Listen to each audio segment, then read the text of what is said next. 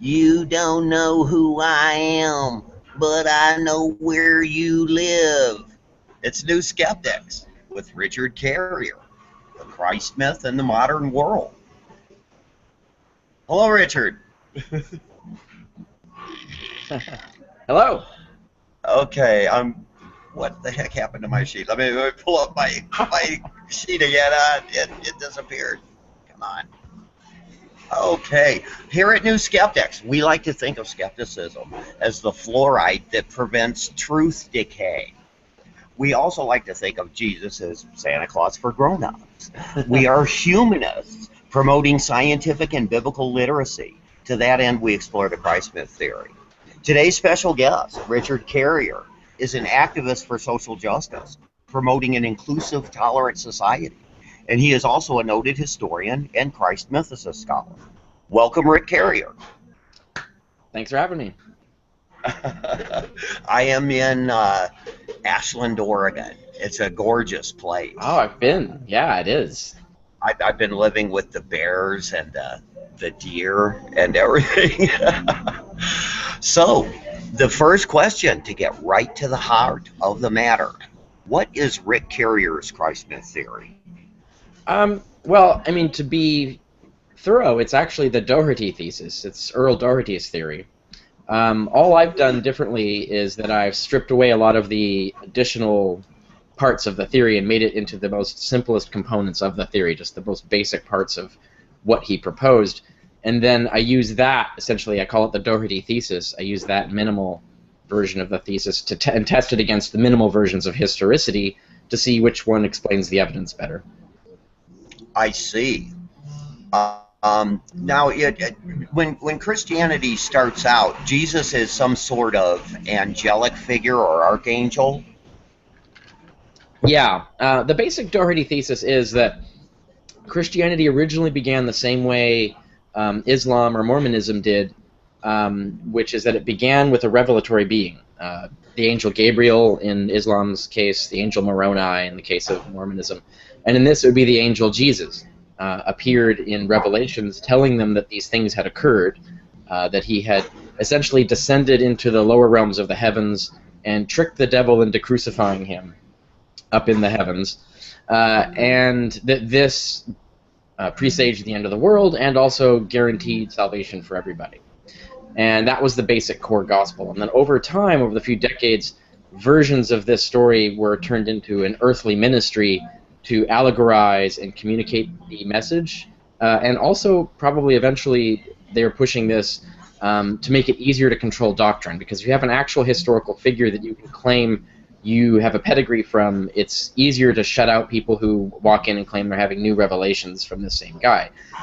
So there are a variety of reasons that this ultimately led to one sect promoting the myths, the historical stories, as the true version of the religion, and that's the sect, or those were the sects that came together and eventually became the dominant sect and controlled all documents in the Middle Ages. So everything that we get to see now was decided by them. They decide which documents survived, they decided what condition they would be in, and so that's the situation we're in now. So we have to go at it as detectives and look at, well, okay, so there's this filter, this biased filter that the evidence has passed through. Once we control for that, what does it look like? And when you look at the evidence, it does look like that was the actual course of events. It started with a revelatory being who was later transferred to history for propagandistic purposes. Okay, now you spot this revelatory being in a couple of intertestamental texts. I think it's the revelation of Moses and the ascension of Isaiah.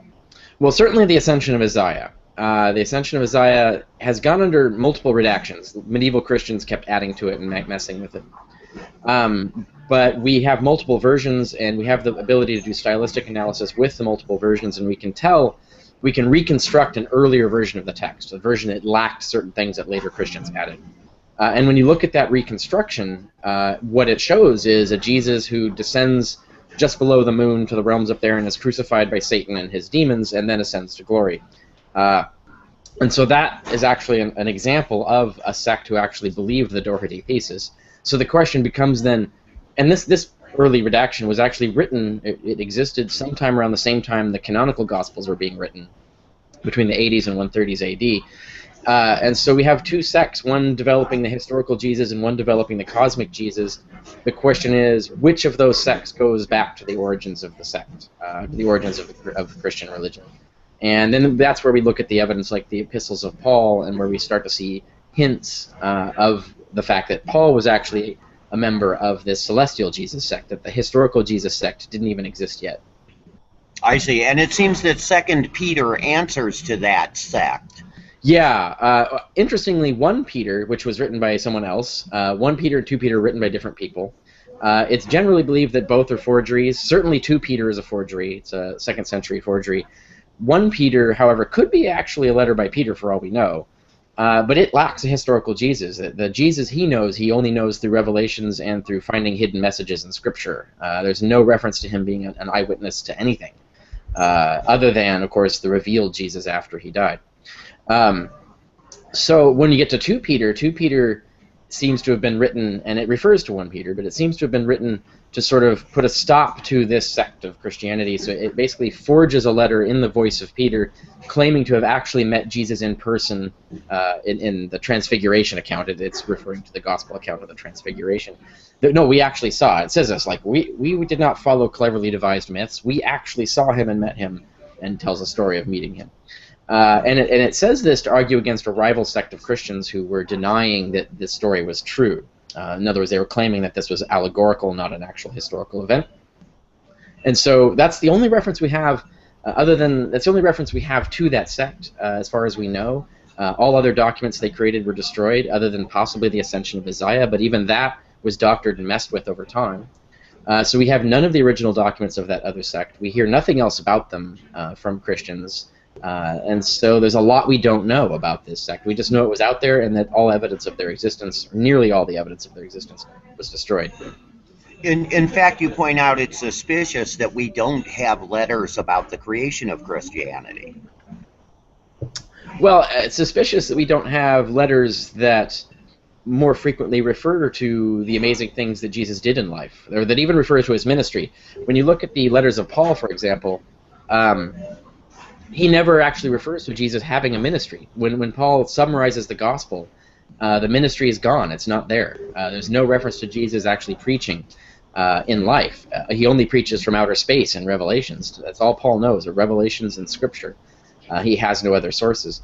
And so that's weird. What we would expect are much more letters, or much more material in these letters, or other letters as well, discussing and debating the things Jesus did and said in life, talking about his ministry, eyewitnesses saying, no, I sat at his feet and he said this. We don't have that kind of argument anywhere in there. No one, it doesn't even occur to anyone that that would be an argument you would make, is that, well, we were actually there, we saw him and he said this thing, and you weren't there, so what do you know? We never run into that argument. Or any of the other things, the events that are recorded in the Gospels. And of course, all that could be made up, and there could still be just a minimal historical Jesus, but even then you'd expect something, some reference to his ministry, some reference to what he did that got him such fanatical followers, some reference to how he picked the first disciples, or even mentions of disciples. The epistles of Paul don't mention the word disciple. It's nowhere in there. There are only apostles, and apostles are just people who were sent by revelation. I see. And you name 4 things in common that Paul and Philo of Alexandria have in common when they're describing this angelic Jesus. Oh yeah, several things. Certainly, this is indisputable, is that Philo refers to an archangel who was the first created being, and this archangel is the agent of creation. God tasked him with actually fulfilling the creation. He's God's high priest in the heavenly temple. He's the image of God, and a few other things. But these are all things that are also attributes of Jesus in the epistles of Paul. So Paul is clearly assuming that Jesus is this same angel that Philo is talking about.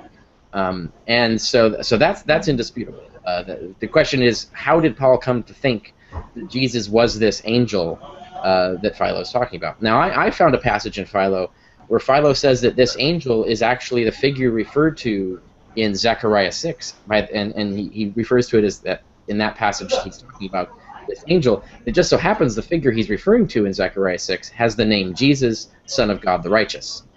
So it looks to me like, in fact, this this angel was even known by the name Jesus. It was actually one of the names. Otherwise, why would Philo identify this angel with that Jesus in Zechariah 6?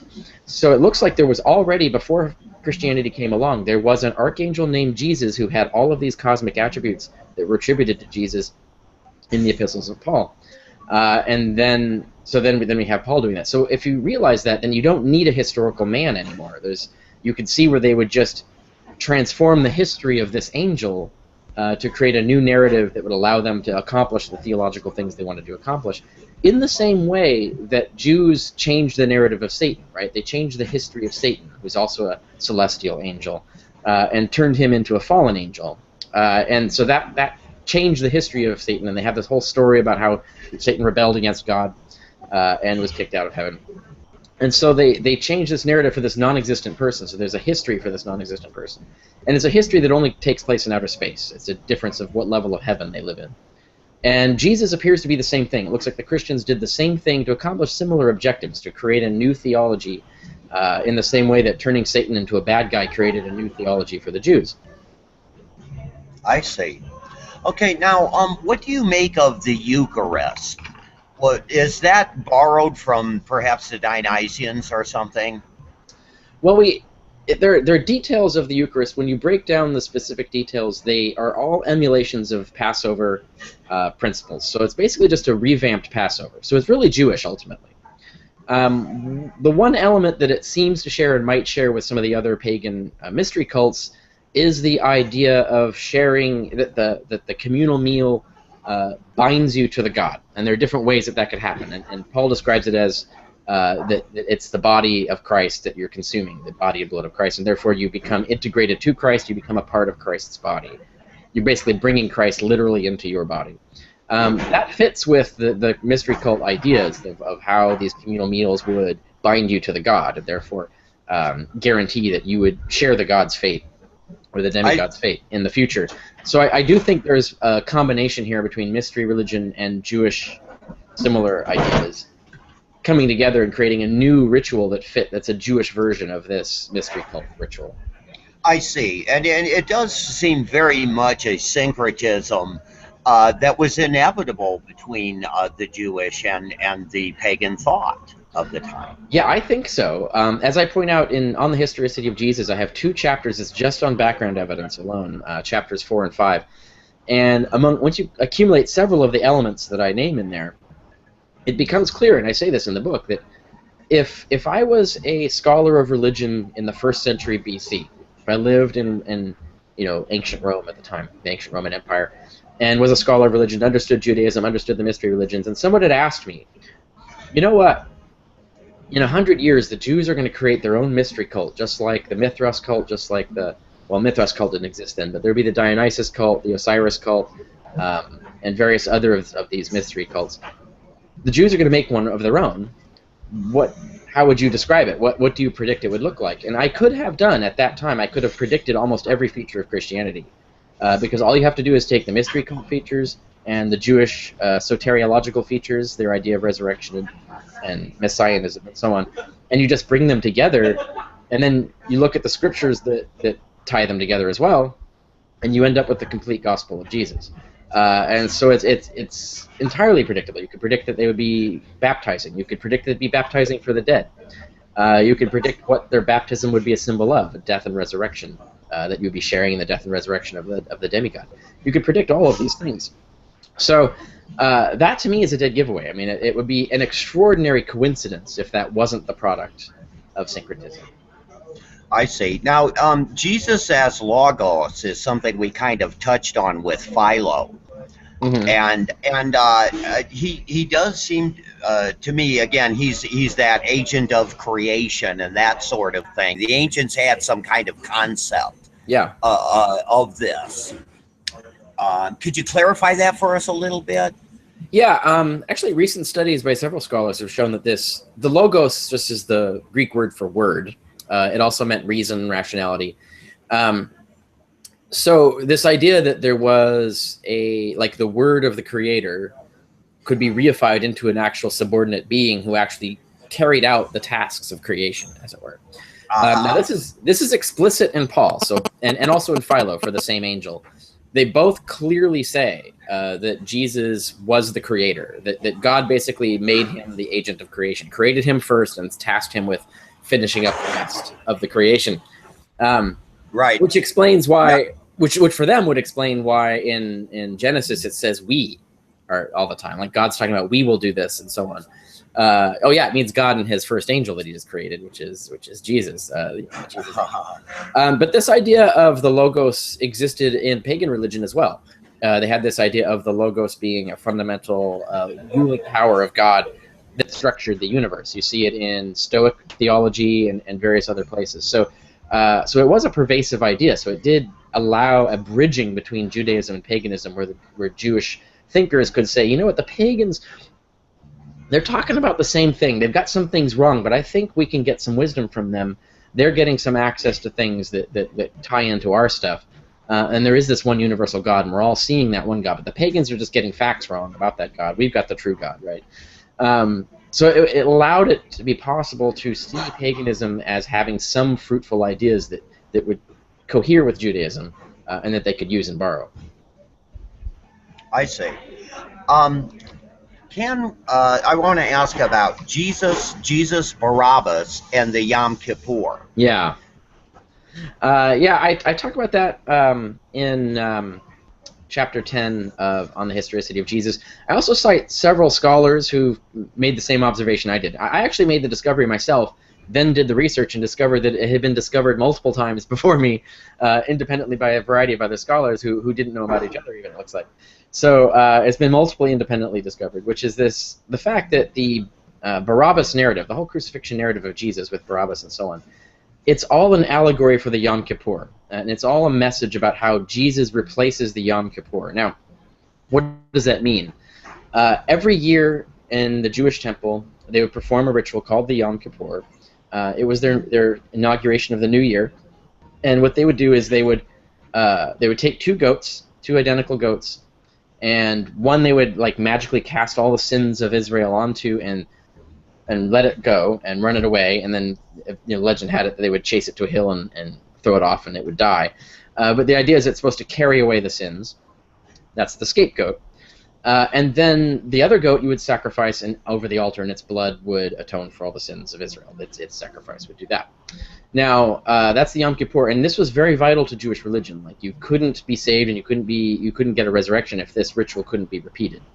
And there are a variety of reasons why it was problematic to have this ritual take place in the temple, because the temple could be physically controlled by political powers that were corrupt. And so it was generally believed by many fringe Jewish sects, like the Christians, that the Romans were corrupt, the Jewish elite were corrupt running the temple.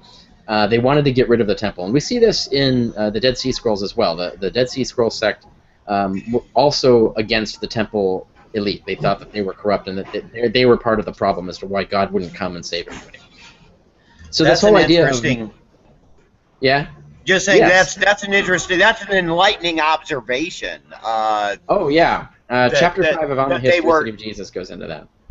Yeah. Why the Jews might abandon the temple, in other words. Right. Why certain fringe sects were getting tired of this problem and wanted to solve it. Now, turning Jesus into there were two fundamental rituals at the temple: the Passover and the Yom Kippur. They turned Jesus into both. Jesus literally replaces both sacrifices. This is very clear in the epistles. It was understood that Jesus' sacrifice now was the new Passover, now it was the new Yom Kippur. So you didn't need the temple anymore. That was the fundamental basis for Christianity, was to create a system of salvation that bypassed the religious authorities of the temple authorities and that allowed them to ignore the temple and not have to worry about temple cult anymore. And that was the fundamental reason for Christianity, ultimately, originally. And you see this in Paul as well. And so that was the basic idea of it. Now, in the Barabbas narrative, what you have is, in some manuscripts, by the way, of Matthew, it actually says Jesus Barabbas, so it's even clearer than that. But even the ones that don't say that, Barabbas means son of the Father. So in this scenario where you have Barabbas, Pilate presents the public two choices, Barabbas or Jesus. You can release one and the other has to die. And the public chooses Barabbas to be released. And when you look at the whole narrative and the structure, this is basically representing the Yom Kippur ceremony. You have two sons of the Father, the Jews, and one of them represents the sins of Israel, which was murder and rebellion. violence and rebellion. And that one, he has the sins of Israel, and he's released, just like the scapegoat. And then the innocent one, Jesus, is sacrificed, and his blood atones for all the sins. And that's exactly what the Yom Kippur ceremony did with the two goats. And there's a lot of other symbolism in there as well. I talk about it. Christian theologian Origen in the 3rd century was fully aware that this was allegorical of the Yom Kippur. And I have all of that in the book. So that's a really good example of how Mark is writing allegory, not history. He's not writing memory. He's not recording what witnesses told him. He's creating a literary allegory that symbolizes the gospel. The whole message is Jesus is the new Yom Kippur. The sins of Israel are murder and rebellion. And the way forward is to get with Jesus, to choose Jesus, not Barabbas. And so it's all mythical in that sense. That's fundamentally how myths were written and what they're written for. Yeah, that's fantastic.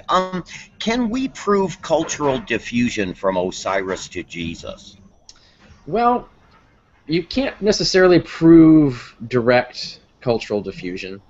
The problem is that the features that you can find that they have in common are held in common by a lot of mystery religions. So you can't really show where the direction of things are going, and so on. So certainly it's plausible, which we know. The Osiris cult, its home base was Egypt, which is literally adjacent to Judea, and had one of the largest Jewish populations, one of the most frequented pilgrimage paths between Egypt and Jerusalem. So definitely the information was available. Everybody knew about Osiris cult. There isn't any way they wouldn't know about it.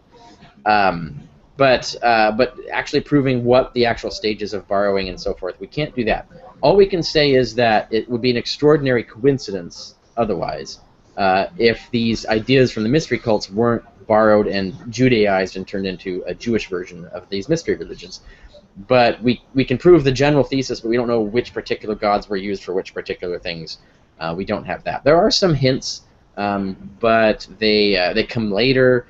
So it's difficult to actually pin down what came first. Okay, great. Now I want to switch gears and bring us into modern times. Yeah.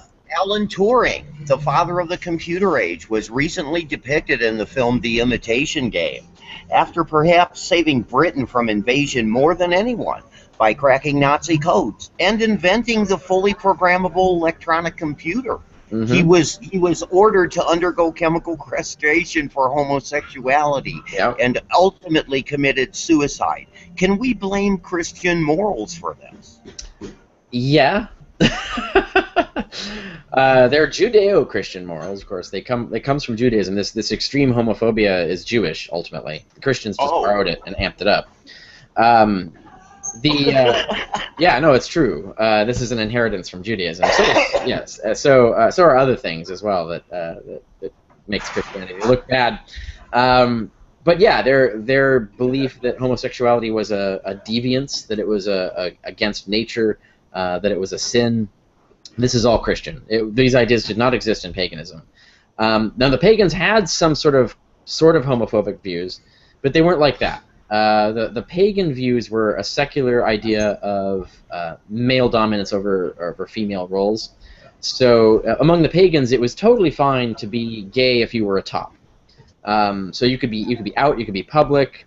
That was actually cool. You'd have a good reputation, for being, that you'd be a badass, that you're a top. But because that's manly. But if you were a bottom and you were gay, if you were caught bottoming, that actually would actually reduce your social status in the eyes of your peers, and people could make fun of you and ridicule you as being a woman. It's basically you're feminizing yourself, you're emasculating yourself because you're taking the role of a woman. But that even then they didn't kill you. All it was you just lost some reputation. They could make fun of you for it. I see. And there were, depending on where you were in the society, if you were an elite citizen male, you could be legally prosecuted for being a bottom, and you would lose certain rights and privileges. So you'd be greatly demoted in social rank. So there were laws against bottoming, but those laws didn't prohibit topping. So their idea of homosexuality was they accepted it as long as it was the masculine version, but didn't accept it if it was the feminine version. their construction of what they mean by these things. But even the non-accepted, the emasculating, bottoming version of homosexuality, they didn't kill you for it. They just thought it made you infamous. And so it made you disreputable, but that was it. So this idea that it was some sort of evil that had to be corrected, for example, by chemical castration, that is definitely a Christian idea. It would never have occurred to pagans. They would have thought it was a bizarre thing to do. Okay, have Christians whitewashed their own history repeatedly? Well, yeah, of course. Well, say the Holocaust. Yeah. Oh, yeah, that's a good example. They're always blaming that on atheism and Darwinism, when in fact it was Lutheranism, actually, a good old German Christian Lutheranism. Yeah, the anti-Semitism that resulted in the Holocaust was fundamentally a Christian idea. It did not come from any atheist concepts. Okay, with that in mind, can we change the Doctor of Theology degree to a Doctor of Wizardry and Magic degree? Why? Oh, I see. Yeah. Doctor. No, because that would give it too much credibility. Because then you're claiming wizardry and magic are real, right? No, we can't do that. It just seems to be very, very, very strange. We have experts in physics that we address as doctor, and then yeah. I've lost audio.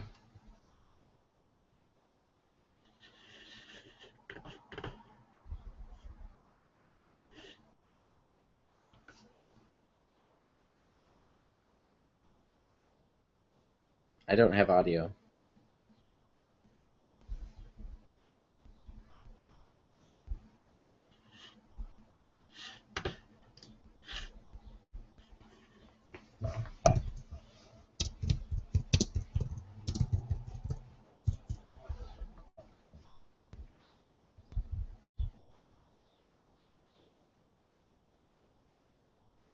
All right.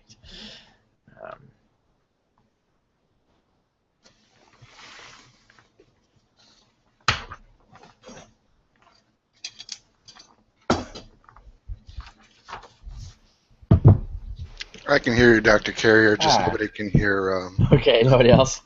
No.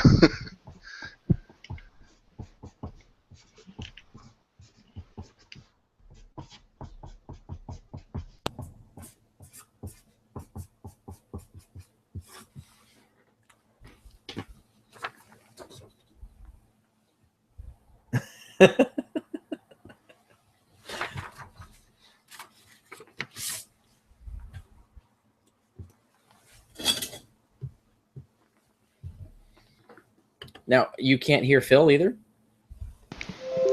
No, I haven't heard him for the last minute. But you're coming in clear.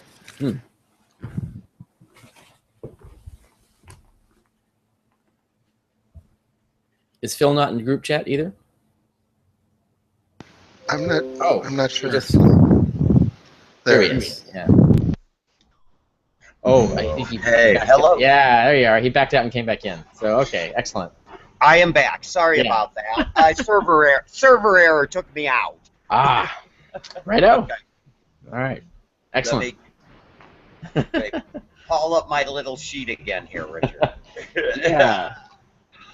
I'm having fun with this. This is great. We're getting a lot of important data that you've covered over the years. Okay, so you had mentioned the Holocaust and the Hitler thing. Yes. I've been giving talks lately on this because I did a paper on it for German Studies Review, and that actually inspired a Swedish professor to start investigating further on some of this stuff. So I have talks on that you might be able to find online, but also my German Studies Review paper originally on that is in my book Hitler, Homer, Bible, Christ. And so people who want to look at, sometimes you see these quotes that make Hitler out to be an atheist. Those quotes are either fraudulent or dubious or out of context, and all of that is explained in that article. In fact, the evidence very clearly shows that Hitler was, privately, he was what they called an adherent of positive Christianity, which was the Nazi version of Christianity. It had some weird views. They thought Jesus was an Aryan and that he was against the Jews, and then he was trying to preach the right way to be, and it was the Jews were the enemy. And so they had a lot of other bizarre, strange beliefs, but they were definitely believed Jesus was their guy, and were big on the Gospels, and that you had to interpret them a certain way, obviously. But then again, Christians have always done this to justify anything. So it was actually a Nazi version of Christianity, but definitely had the belief. Hitler definitely had the belief that he was going to go to heaven. He believed that if not only did he believe that there was a creator, he believed that the one thing that separates man from the animals is the fact that we can recognize there is a creator. So he's very big on that. He hated atheists, had a lot of things to say about how bad atheists were, and also believed that he was chosen by God to do what he was doing. So it was definitely driven by a Christian agenda there. And we know all of the Nazi program against the Jews, all the things they did, match line by line the Martin Luther's program against the Jews, which was a Christian program against the Jews. So all of that definitely comes from Christianity. And the best article on that is Hector Avalos wrote an article it's a chapter in The Christian Delusion, edited by John Loftus. In that book, there's an article by Hector Avalos where he takes on this myth that Hitler was an atheist and atheism caused the Holocaust, and he says, no, it's Christianity caused the Holocaust. And so that's a really good essay for people who want to look at the evidence from a historian on this subject. That's fantastic, and we will be interviewing Hector Avalos in early March as well. Yeah, you can talk about that subject. Yes, in fact, I threw support to Hector Avalos, and he is the only non-mythicist that I have done that with. But his work is so pertinent to modern times, and just great quality. Yeah, all his books are very interesting. He's also a historicity agnostic now, so he's closer to our camp. Excellent. Okay, now, indoctrination, it seems to me, speaking of Hitler, that indoctrination really only takes a few seconds for a little bit of indoctrination. Well, what do you mean? Well, what I'm saying is people tend to think of indoctrination as some kind of formal process, and I think the society itself indoctrinates people. Well, that's true, but it's a long process of repeated exposure and peer acceptance, right? So there's the assumption if everybody's accepting it, or the people you want to get benefits from accept it, there's a pressure to accept it. And then if something's repeated over and over again, or repeated at you in a variety of different ways, you start to assume that it's normal. It's the same way that propagandists get people to believe lies. If you repeat a lie often enough from enough places, and from enough places of putable authority, people start to believe the lie. So it's the abundance of it that overwhelms people and essentially results in their being indoctrinated. You can't really indoctrinate someone by just walking up to them and telling them 3 things and then suddenly they're indoctrinated. You actually have to get them to believe that what you're saying is true and important, and that requires this sort of cumulative process of influence and propaganda. Okay, one primary goal of Nuskeptix is to increase scientific literacy.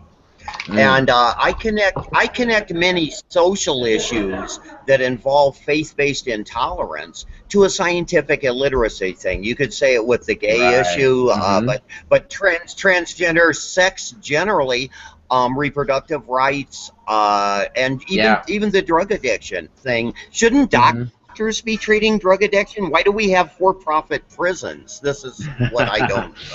Even the 12-step program, which is a fundamentally religious idea, which has been shown not to work. I mean, you look at the evidence; it has no significant effect over other programs, for example. So exactly. Well, for instance, pray to God. And okay, God marijuana. Oh yeah, another example. Okay, even though there's nothing in the Bible against marijuana. Okay, I'm in Oregon, right? Okay, marijuana is legal here. Yeah. Okay, they have been arresting people for 100 years for this. I noticed the churches aren't issuing apologies or anything over that. Oh, right, yeah. Yeah. Okay, so what about racism? Say Bible seems to be cool with it. Well, yeah. Interracial marriage is very, preached against in one of the Old Testament books, Ezra, I think. Explicitly says, no, don't do this. You're a bad Jew if you marry outside your race. Yeah, definitely, and even there's the idea of the genocides in the mythical conquest of Canaan. The entire thing is genocide is the basis of their holy text. Is the idea that we go in, we wipe out these other races. We are the master race. We will take over the land because God said so. That's basically the first version of Nazism, right? Is this idea that you wipe out the sub races, you take over their stuff, and it's all because God said so, because God said we're the best and we deserve everything. That's biblical. Yeah. Yeah, it's like the real Jews met the spiritual Jews. That's the history of it. Okay, what sort of ethics should modern people practice?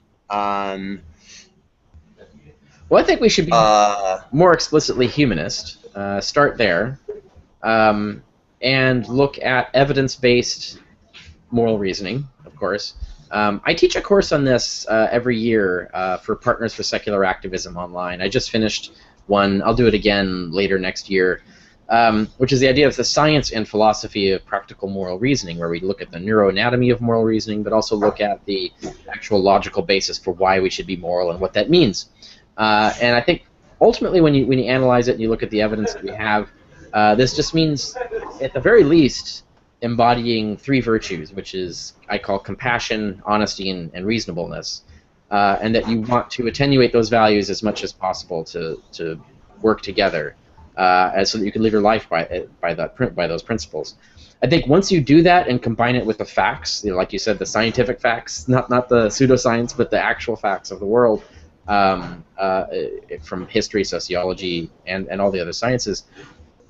Once you do that, you end up with a correct moral worldview.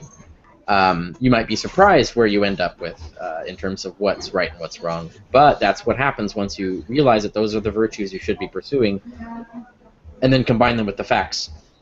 And then once you reason from that without fallacy, logically correctly, you end up with a set of humanist values and humanist moral goals and ideas of conduct.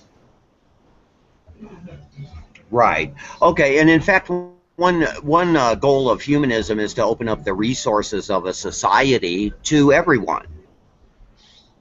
Yeah, there's disagreement as to how to do that.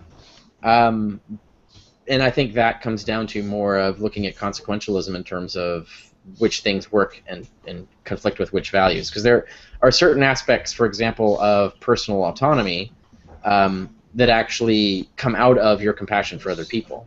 And also your reasonableness, for example, and also because you need your autonomy to prevent other people from controlling you. Therefore, you have to give other people their autonomy. So there are these issues of when the values come into conflict, where someone's autonomy actually becomes a threat to the world, and then that's where you have criminality occur. And so you have to figure out how to balance these interests and these values, and that's not necessarily a simple thing to solve overnight. But there's a lot of thought on this. There's a lot of people who've discussed it. There's a lot of evidence in terms of what works best and what doesn't. And we need more, actually. We need more empirical research onto how to organize society and how to adjust our behavior so that we can realize the best world for everyone, not just for a select few. Okay, I'm going to ask John F. Felix, who's been quietly sitting there in the background, if he would like to say something here. Did you have any questions, John? I'm trying to unmute you now, but you'll have to unmute yourself. Yeah. Okay. There he is. Yeah. Yeah. Whoa, there's a train. Is there a train? Not by me. There's no tracks by me. No, I just muted myself, but go ahead.